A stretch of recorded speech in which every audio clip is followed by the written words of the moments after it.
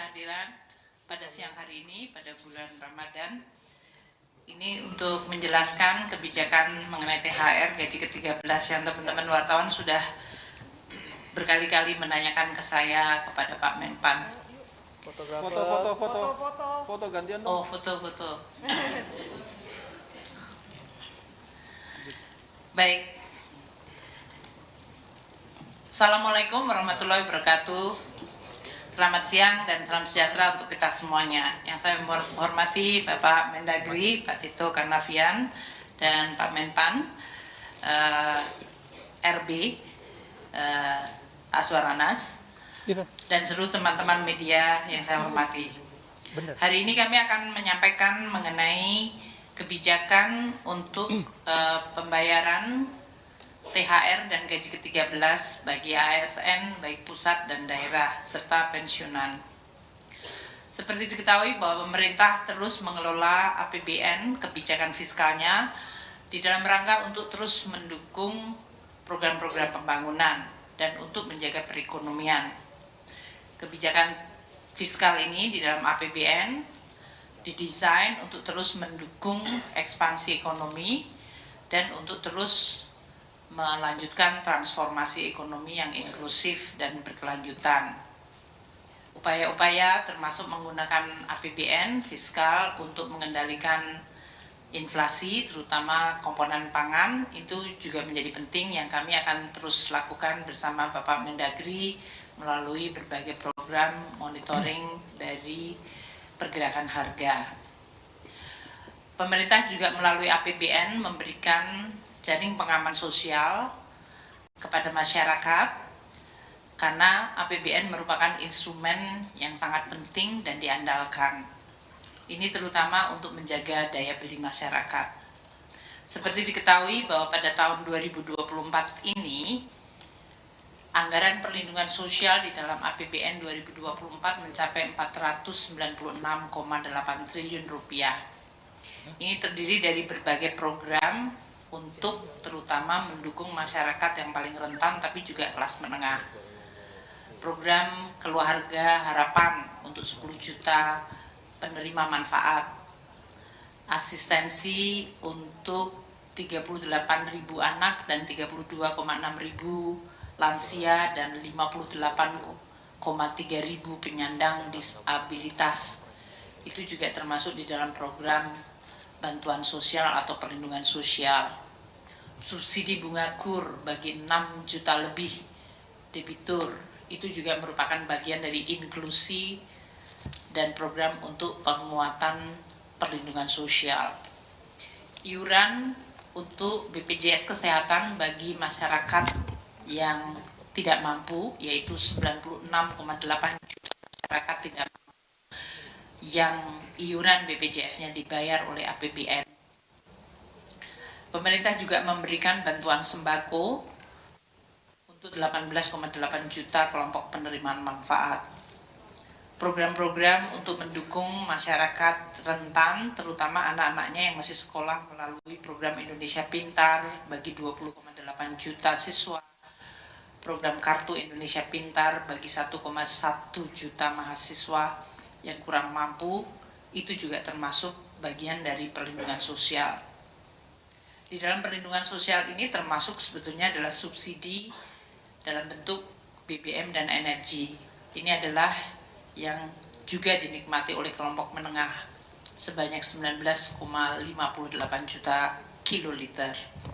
Dan dalam beberapa hal pemerintah memberikan bantuan langsung tunai terutama di tingkat desa untuk 2,96 juta kelompok penerima manfaat. Nah, khusus hari ini kita bicara mengenai tunjangan hari raya dan gaji ke-13. Mungkin untuk memberikan sedikit background pada teman-teman media supaya bisa membandingkan. Karena pada 3 tahun yang lalu kita dihadapkan pada shock yang sangat besar, yaitu pandemi COVID. Tahun 2019, sebelum COVID terjadi, THR dan gaji ke-13 itu diberikan dalam bentuk gaji pokok, tunjangan keluarga, tunjangan jabatan umum, dan 100% tunjangan kinerja. Itu diberikan untuk tunjangan hari raya, jadi 1 additional plus gaji ke-13. Dengan demikian, ya masyarakat ASN sebetulnya dalam hal ini mendapatkan 15 kali gaji dalam setahun, yaitu 12 plus THR, 14 plus THR plus gaji ke-13. Tahun 2020, di mana terjadi shock yang luar biasa karena pandemi COVID, maka hampir seluruh anggaran itu dipotong kecuali untuk kesehatan dan bansos. Nah, salah satunya adalah kebijakan untuk THR dan gaji ke-13 tahun 2020 itu kemudian dikurangkan menjadi hanya gaji pokok, tunjangan keluarga, dan tunjangan jabatan umum. Tunjangan kinerja tidak diberikan, dan THR pada tahun 2020 itu hanya diberikan bagi para pekerja ASN pelaksana. Pejabat negara tidak mendapatkan, eselon 1 tidak mendapatkan, eselon 2 dan jabatan fungsional utama madya yang setara dengan eselon 1 dan eselon 2 itu tidak mendapatkan THR tahun 2020. Jadi yang diberikan adalah kepada pejabat eselon ketiga atau pelaksana, dan itu pun hanya gaji pokok, tunjangan keluarga, dan tunjangan jabatan umum. Tahun 2021, seiring dengan membaiknya kondisi ekonomi meskipun masih dalam pandemi, maka THR, tunjangan hari raya, dan gaji ke-13 agak dimodifikasi. Tahun 2021 gaji pokok, tunjangan melekat, yaitu tunjangan keluarga, tunjangan pangan, dan tunjangan jabatan umum, komponennya tetap sama, namun diberikan kepada seluruh, tidak hanya para pelaksana, tapi eselon 1, 2, eselon 3, jabatan fungsional utama dan madya, serta pejabat negara. Tahun 2022, di mana APBN mulai bisa kembali cukup membaik, maka THR dan gaji ke-13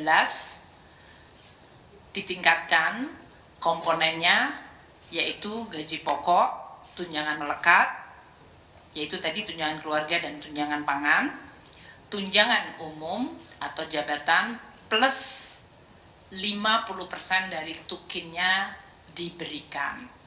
Dan ini diberikan kepada semua, yaitu kepada seluruh ASN, pusat, daerah, termasuk pejabat negara.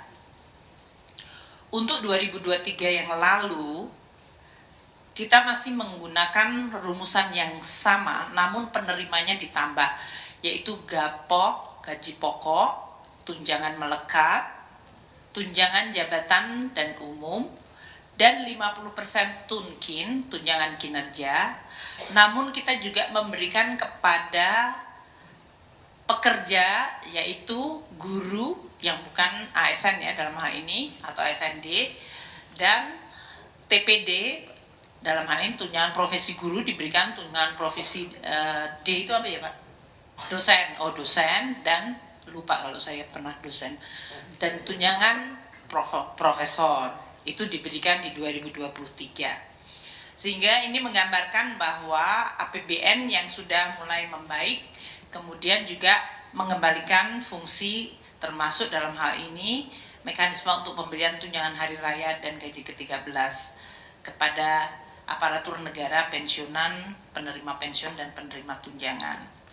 Nah, untuk tahun 2024 ini saya akan memberikan kesempatan kepada Pak Menpan RB untuk menyampaikan mengenai nanti komponen-komponen yang akan diberikan, dan nanti saya akan teruskan lagi mengenai kapan waktu pemberiannya. Sebetulnya sudah sering saya sampaikan, yaitu THR akan dibayarkan paling cepat 10 hari sebelum Hari Raya Idul Fitri. Jadi apabila belum dibayarkan, dapat dibayarkan setelah Hari Raya Idul Fitri. Untuk beberapa daerah memang mungkin karena bukan Hari Raya Idul Fitri, dia bisa dibayarkan sesudahnya. Sedangkan untuk gaji ke-13 akan dibayarkan pada bulan Juni 2024, dan apabila belum selesai pada Juni juga bisa dibayarkan sesudah Juni. Pak Menpan mungkin bisa menyampaikan komponen mengenai THR dan gaji ke-13 sesuai dengan peraturan pemerintah yang sudah diterbitkan oleh Bapak Presiden. Monggo, Pak. Baik, matur nuwun Bu Menteri Keuangan, Pak Mendagri dan para sekjen. Ada kiriman pantun buat Bu Menteri ini. Wah. Pergi ke kebun melihat badak, Cakep. diberi minum pakai ember. Cakep. Tidur malam sudah tidak nyenyak lantaran menunggu pengumuman THR. Dan hari ini Bu Menteri mengumumkan, saya kira ini sudah nanti teman-teman bisa ada kepastian, bisa tidurnya. Cuman ada pertanyaan, siapa saja yang dapat THR ini? Apakah honorer dapat? Ini banyak pertanyaan. Tadi Bu Menteri telah memberikan pengantar cukup lengkap. Dan ini telah dituangkan di dalam peraturan pemerintah nomor 14 tahun 2024 dan telah ditandatangani oleh Bapak Presiden.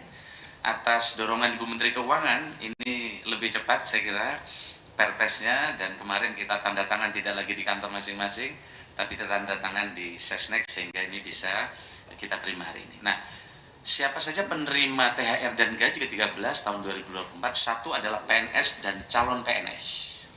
Yang kedua adalah P3K, jadi honorer yang sudah diangkat P3K, mereka berhak menerima. Prajurit TNI, anggota Polri, pejabat negara, wakil menteri, staf khusus lingkungan KL, Dewan Pengawas KPK, pimpinan dan anggota DPRD, hakim ad hoc, pimpinan, anggota, dan pegawai non-aparatur sipil negara LNS.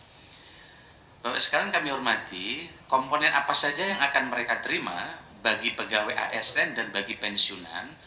Pertama, untuk bagi pegawai ASN, pertama adalah gaji pokok, mereka terima. Yang kedua adalah tunjangan keluarga, tunjangan pangan, tunjangan jabatan atau tunjangan umum, kemudian 100% tunjangan kinerja bagi ASN di KL pemerintah pusat, setinggi-tingginya 100% tambahan penghasilan pegawai atau TPP bagi ASN di instansi daerah, tentu disesuaikan dengan kemampuan keuangan daerah. Tadi Pak Mendagri sudah nyampaikan di sebelum rapat ini.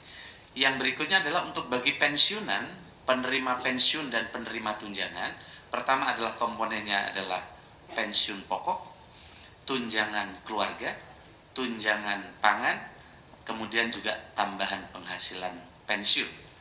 Kemudian bagi guru dan dosen, terdapat tunjangan profesi guru dan tunjangan profesi dosen sebesar 100%. Kami kira ini untuk melengkapi, yang lain tadi telah disampaikan oleh Bu Menteri Keuangan. Terima kasih. Terima kasih Pak Menpan RB. Selanjutnya saya akan beri kesempatan kepada Bapak Mendagri untuk menyampaikan mengenai ASN daerah. Bismillahirrahmanirrahim. Assalamualaikum warahmatullahi wabarakatuh. Terima kasih banyak Ibu Menteri Keuangan dan juga Pak Menpan RB. Rekan-rekan sekalian, kami langsung saja. Sudah mengetahui bahwa telah terbit peraturan pemerintah nomor 14 tahun 2024 tentang pemberian tunjangan hari raya dan gaji ke-13 kepada aparatur negara, pensiunan, penerima pensiunan, dan penerima tunjangan tahun 2024 yang terbit bertanggal 13 Maret 2024. Pemerintah prinsip utama, filosofi pemerintah memberikan tunjangan hari raya gaji ke-13 ini dalam rangka sebagai wujud apresiasi dan penghargaan atas pengabdian, sekaligus juga untuk menjaga tingkat daya beli masyarakat melalui pembelajaran aparatur negara. Kita tahu bahwa untuk mengimbangi daya beli masyarakat, adanya dinamika inflasi, saya nggak mengatakan naik ya, nggak terkendali cukup baik. Kemudian pemberian tunjangan ini ada yang bersumber dari APBN dan juga untuk daerah dari APBD.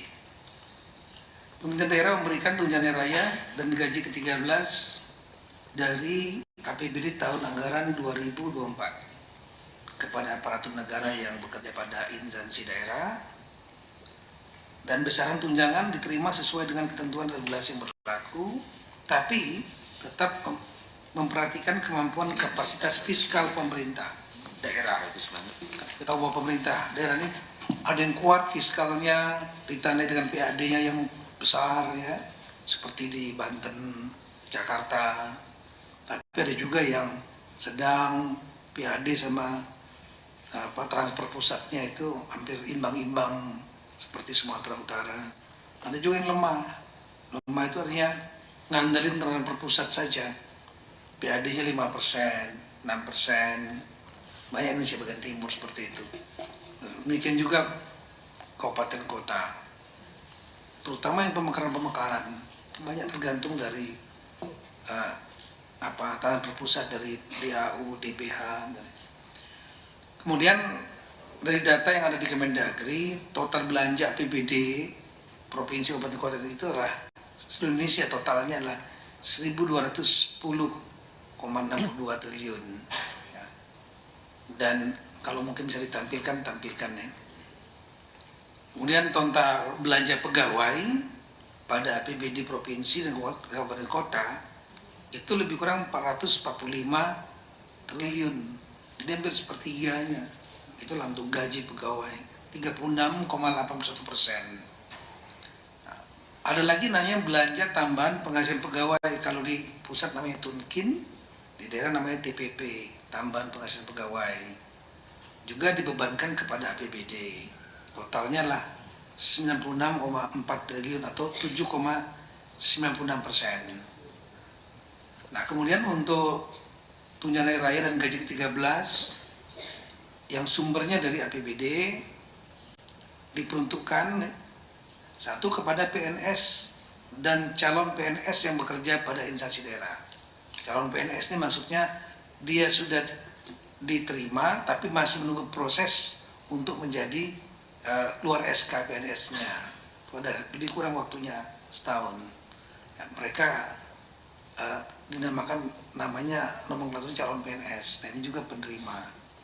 Kemudian P3K yang bekerja pada instansi daerah, gubernur, wakil gubernur, bupati, wakil wali kota, wakil bupati, wakil wali kota, kemudian pimpinan dan anggota DPRD, pimpinan badan layanan umum daerah, dan juga pegawai non pegawai ASN yang bertugas pada instansi daerah yang menerapkan pola pengelolaan keuangan Badan Layanan Umum Daerah, BLU daerah.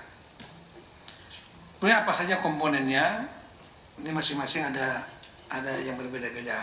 Nah, untuk PNS dan P3K, gaji pokok, kemudian tunjangan keluarga, tunjangan pangan, tunjangan jabatan atau tunjangan umum, dan tambahan penghasilan yang TPP tadi paling banyak sebesar diterima dalam 1 bulan bagi instansi pemerintah daerah yang memberikan tambahan penghasilan. Sekali lagi memperhatikan kemampuan kapasitas fiskal daerah dan sesuai dengan peraturan undangan. Juga disesuaikan dengan pangkat, jabatan, peringkat jabatan, kelas jabatan. Kemudian untuk guru yang gaji pokoknya bersumber dari PBD tidak menerima tambahan penghasilan dapat diberikan paling banyak sebesar tunjangan profesi guru atau paling banyak sebesar tambahan penghasilan guru aparatur sipil negara yang diterima dalam 1 bulan.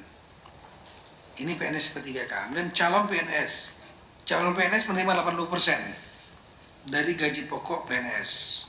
Tambahan dan tunjangan keluarga, tunjangan jabatan dan tunjangan umum, dan tambahan penghasilan paling banyak sebesar yang diterima dalam 1 bulan bagi instansi pemerintah daerah yang memberikan tambahan penghasilan dengan memperhatikan kemampuan kapasitas fiskal. Juga ketentuan peraturan yang berlaku, pangkat jabatan, peringkat jabatan, kelas jabatan. Kemudian untuk gubernur dan wakil gubernur, ini perasaan ada slide-nya sini. Ya nggak apa-apa. Kemudian untuk gubernur, wakil gubernur, bupati, wakil bupati, wali kota,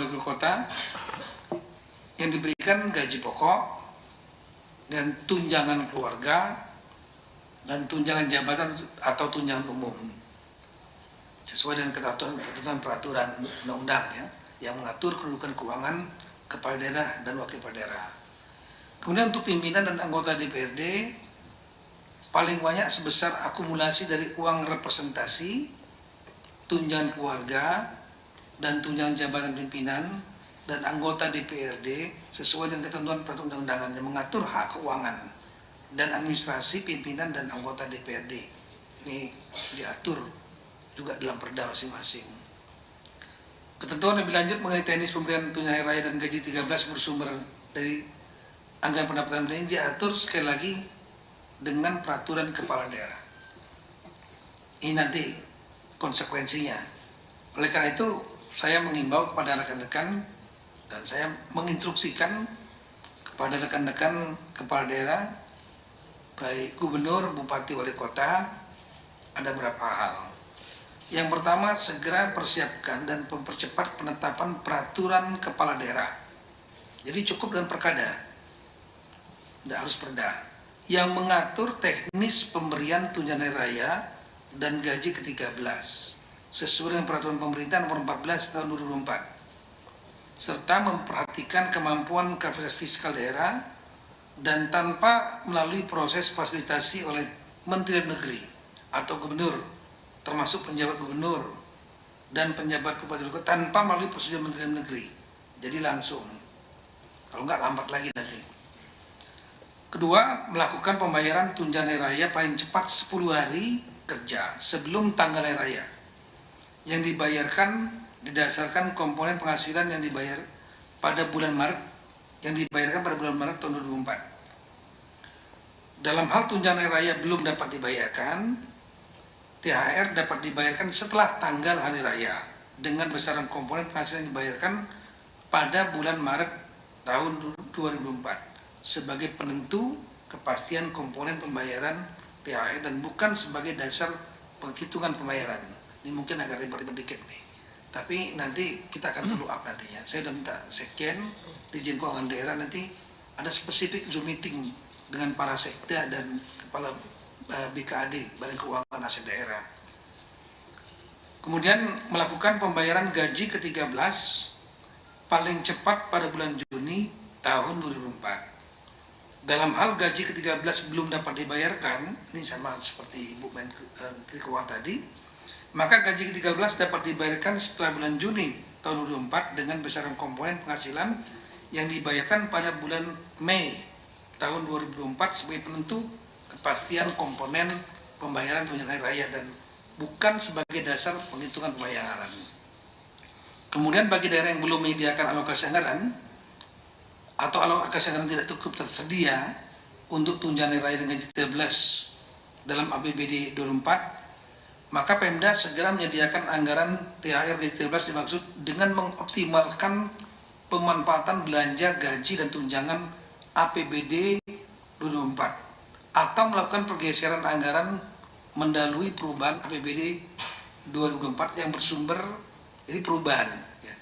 Pergeseran anggaran mendahului perubahan yang bersumber dari sebagian alokasi belanja tidak terduga, kemudian penjaluran ulang kegiatan atau subkegiatan atau memanfaatkan kas yang tersedia sesuai dengan perubahan perkada tentang penjabaran APBD 2004. Baru setelah itu dilaporkan kepada DPRD, pimpinan DPRD, untuk selanjutnya dianggarkan dalam perda yang mengatur perubahan APBD 2004 atau ditampung dalam laporan realisasi anggaran bagi pemerintah daerah yang tidak melakukan perubahan sesuai dengan peraturan perundang-undangan.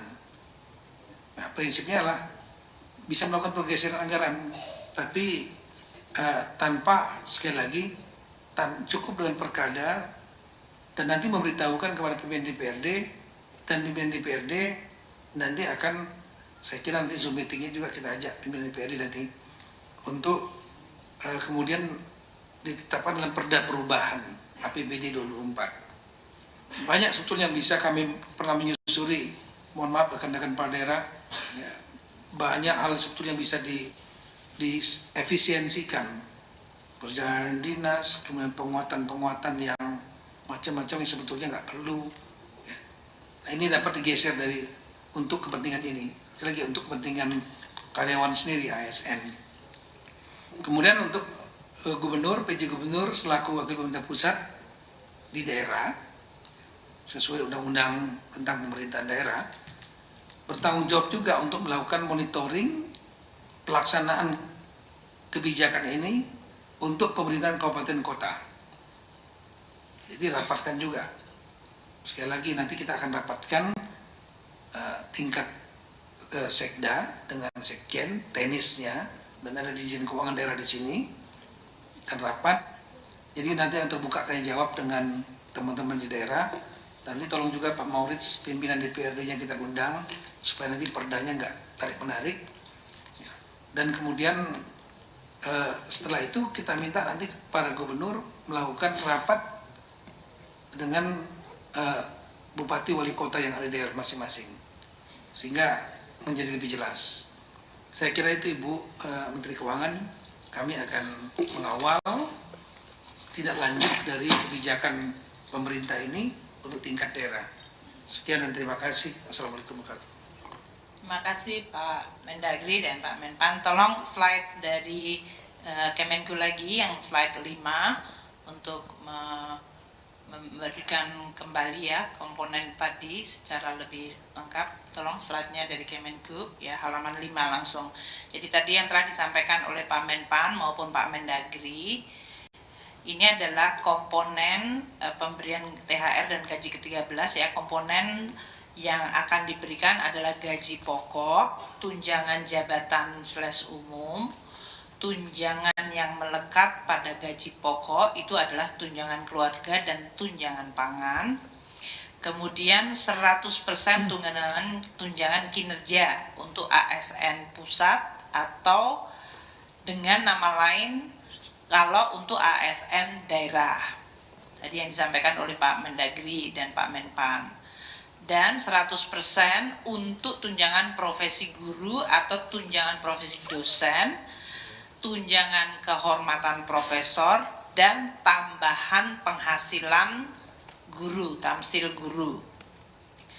Nah, komponen untuk pensiun dalam hal ini atau penerima pensiun untuk THR dan gaji ke-13 adalah pensiun pokok, tunjangan keluarga, tunjangan pangan, dan tambahan penghasilan.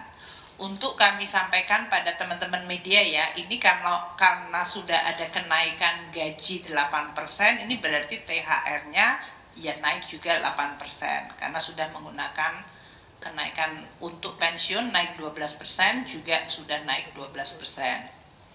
Tadi telah disampaikan bahwa pembayaran dari THR dan gaji ke-13 sesuai yang disampaikan oleh Pak Mendagri adalah paling cepat ya, bukan paling lambat ya, paling cepat itu adalah 10 hari kerja sebelum hari raya. Hari kerja ya, jadi Sabtu Minggu nggak masuk dihitung nanti kalau kita ngelewatin Sabtu Minggu. Jadi 10 hari kerja sebelum hari raya Idul Fitri. Tadi telah ditekankan lagi oleh Pak Mendagri, kalau belum dibayarkan dapat dibayarkan setelah hari raya Idul Fitri. Jadi jangan sampai kalau sudah hari raya terus gosong atau hangus, enggak juga. Tapi dia tetap haknya diberikan. Untuk gaji ke-13 dibayarkan pada bulan Juni 2024, dan kalau belum dibayarkan pada Juni dapat dibayarkan sesudah bulan Juni.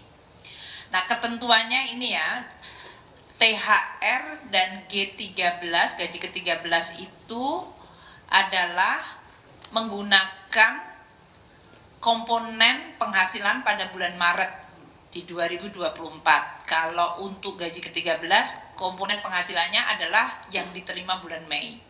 Jadi pamannya ada yang mereka naik pangkat pada bulan Maret dan pada bulan Maret mereka sudah naik tinggi, ya di situ yang dia mengikuti gaji yang terakhir pada bulan Maret. Untuk THR, untuk gaji ke-13 apa yang diterima bulan Mei itulah yang juga akan diterima sebagai gaji ke-13. Untuk THR gaji ke-13 ini tidak kena potongan iuran, dan untuk PPh-nya ditanggung pemerintah dalam hal ini. Nah, sekarang dari sisi anggarannya, karena tadi sudah ada juga kenaikan halaman 6, ini untuk memberikan perbandingan tahun lalu, karena hanya 50% tukin termasuk TPG dan TP dosen dan tamsil guru. Total untuk THR tahun lalu itu untuk aparatur negara 11,7 triliun, gaji pokok itu 7,9, tunjangan kinerja ASN pusat itu 3,3 karena hanya 50%-nya. dan pensiunan 9,8 triliun. Sehingga total dari APBN adalah 21,4 triliun rupiah. Sedangkan untuk daerah, aparatur daerah, tadi dari mulai pejabat hingga ASN daerah itu 15,3 triliun, tunjangan profesi guru dari ASN daerah itu 2,1, dan tambahan penghasilan untuk guru ASN daerah itu sebesar 70 miliar. Sehingga total dari APBD termasuk dalam hal ini nanti yang berasal dari DAU itu adalah 17,4 triliun. Sehingga total yang dibayarkan tahun lalu untuk THR adalah 38,8 triliun rupiah. Untuk 2024 ini untuk ASN naik 11,7 menjadi 18 triliun karena tadi ada kenaikan gaji, yaitu gaji pokok dari 7,9 menjadi 8,4. Kemudian komponen tunjangan kinerjanya itu 100%, kalau tahun lalu hanya 50%, sehingga total untuk tukin ASN pusat itu 6,82 triliun. Dan untuk pensiunan, karena ada kenaikan pensiun tahun 2024 ini, maka ada kenaikan untuk THR-nya dari 9,8 tahun 2023 menjadi 11,65. Untuk belum Mas? Iya, iseng banget ini. Iya terus. Belum tabelnya. Iya. Ya, terima kasih sudah kembali ke jalan yang benar. Untuk APBD yang 2024 tadi ya, untuk perbandingannya dibanding 2023, untuk aparatur daerah kalau tahun lalu 15,3 ini 16,7, tunjangan profesi gurunya dari 2,1 menjadi 2,3, dan tambahan penghasilan untuk guru ASN daerah dari 0,07 ke 0,04. Ini tadi untuk daerah itu, tadi untuk tukin komponennya tergantung dari kapasitas fiskal daerah yang sampai disampaikan oleh Pak Mendagri. Sehingga total untuk APBD dalam THR adalah 19 triliun. Total keseluruhan pembayaran untuk THR pusat dan daerah akan mencapai 48,7 triliun yang akan dibayarkan dalam 2 minggu ke depan, mulai 2 minggu ke depan. Untuk gaji ke-13, komponennya dibandingkan tahun 2023 adalah pada slide ini. Totalnya 38,8 triliun sama tahun 2023. Tahun ini akan naik menjadi 50,8, di mana yang pusat naik dari 21,4 menjadi 29,7 triliun rupiah. Ini karena untuk tunjangan kinerjanya tadi 100% dan ada kenaikan gaji pokok terutama untuk ASN pusat dan daerah. Untuk yang daerah tadi dari 17,4 tahun lalu triliun rupiah menjadi 21,1 triliun rupiah. Sehingga total yang akan dibayarkan pada bulan Juni untuk gaji ke-13 dari APBN dan APBD adalah 50,8 triliun rupiah. Ini yang kita harapkan akan meningkatkan daya beli. Saya juga berharap untuk para ASN ya kalau menggunakan dan membelanjakan adalah untuk produk-produk dalam negeri untuk mendorong ekonomi lokal supaya ini benar-benar bermanfaat. Tadi telah disampaikan ya bahwa untuk THR, PN dan gaji ke-13 itu dalam hal ini komponennya dan siapa-siapa penerimanya sudah disampaikan oleh Pak Mendagri dan Pak Menpan, jadi saya tidak ulang kembali. Saya berharap ini nanti akan bisa betul-betul mendorong dan memperbaiki perekonomian melalui daya beli dari ASN, TNI, Polri, pensiunan. Lini masanya untuk halaman 10 langsung. Tanggal 13 Maret itu PP 14 sudah ditandatangani Bapak Presiden dan kemudian ditetapkan peraturan Menteri Keuangan untuk petunjuk teknisnya dalam rangka pembayaran THR dan gaji ke-13.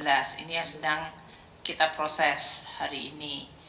tanggal 18 Maret akan dilakukan rekonsiliasi gaji untuk pembayaran THR oleh satuan-satuan kerja. Jadi Satker nanti yang akan membayarkan itu, mereka akan lihat berapa komponen gaji di dalam masing-masing Satker itu.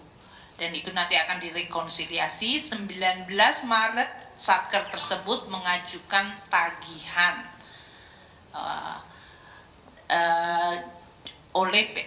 untuk Taspen dan Asabri, maksudnya kalau tadi Satker itu yang masih ASN aktif, untuk 19 Maret itu untuk para pensiunan baik ASN TNI Polri, yaitu Taspen dan Asabri. Itu mengajukannya tanggal 19 Maret.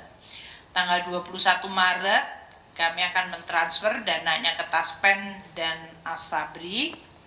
Dan tanggal 22 Maret untuk pengajuan surat perintah membayar dan menerbitkan surat perintah pencairan dana serta transfer ke rekening pensiunan. Jadi mulai tanggal 22, tadi kan paling cepat 10 hari sebelum THR, dan penyaluran THR kemudian dimulai sesudah kita mendapatkan atau menerima pengajuan perintah membayar dan penerbitan pencairan dana.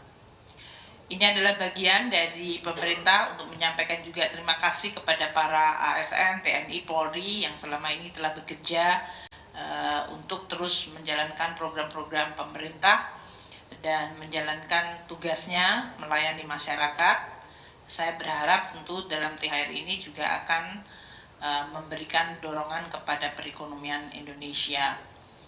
Saya ingin menekankan apa yang disampaikan Pak Mendagri sekali lagi, bahwa untuk APBD pemerintah pusat juga sudah mentransfer DAU, dana alokasi umum tahun 2024 itu dengan memperhitungkan akan adanya belanja pegawai daerah untuk THR dan gaji ke-13. Jadi dalam hal ini DAU-nya pemerintah daerah itu sudah dimasukkan komponen untuk pembayaran THR dan gaji ke-13.